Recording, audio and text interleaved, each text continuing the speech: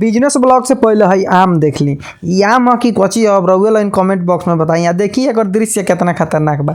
ई कौना डिजाइन के आम बाटे रउआ लाइन कमेंट करके बताई।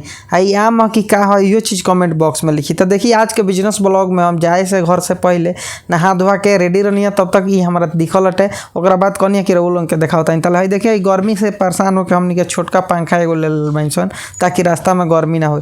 ओकरा बाद हम आ गुड्डू बैठनी सन मोटरसाइकिल से चल देनी सन दुकान के तरफ। कैसे कि दुकान पर जाए करल सटे दुकान खोले खातिर। दुकान तो खैर खुलल रहल पहले से। ओकरा बाद हमनी के मोटरसाइकिल से देखिए जल्दी जल्दी में जा रहल बानी सन।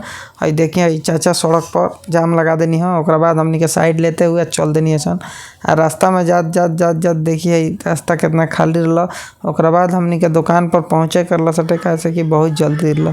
दुकान पर गइला के बाद हमनी के देखी पंखा दे देनी सन दूसर मोबाइल से चला के चेक करे खातिर। तो चेक कैलहन। ओकरा बाद उ लगलन देखिए अपना मोबाइल में लगा लहन ज्ञानी बाबा अब वीडियो देखत रहन हवा खात रहन।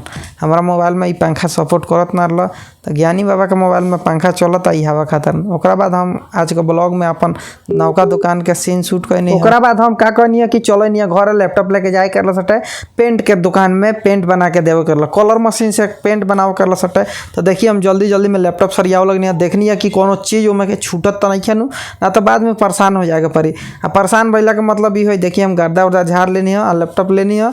आ ओकरा बाद हेलमेट भी घर ही रहल कितना दिन से हेलमेट हरदम रहेला वहाँ दुकान पर कब कहीं जाए करेला तो हेलमेट लेनी है। हेलमेट पहन के हई देखिए हम हो गई नहीं रेडी ऐसे लागल जैसे हम ऑफिस जाता नहीं।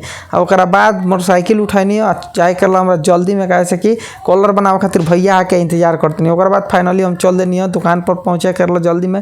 दुकान पर पहुँचनी ओकरा बाद फटफट लैपटॉप वैपटॉप निकलनी है। तब तक हमारा से पहले हमार भैया बैठ गई गुड्डू आ लागल ट्रैक चेक करे कि हमरा से कलर बनता कि ना। लेकिन ओकरा से कलर बनी कि ना बनी तो बादे के बात बाटे। ओकरा बाद ओकरा से कलर जब ना बनल तो कहत भैया तोहरे बस के बाटे। तो ओकरा बाद देखिए हम लोग कलर बनावा देखिए इतना ना अंधेरा बाटे कि हमू नहीं चिन्हत कि हम हैं कि के हो। तो खैर कोनो बात नहीं है अंधेरा के चलते ये सब उतरे सीन आइल बा। आ कैमरा क्वालिटी तनी डाउन बाटे। तो देखिए कलर मशीन खोल के कलर बनावे खातिर लगनी हम मैंने कोड वोड डाल ले।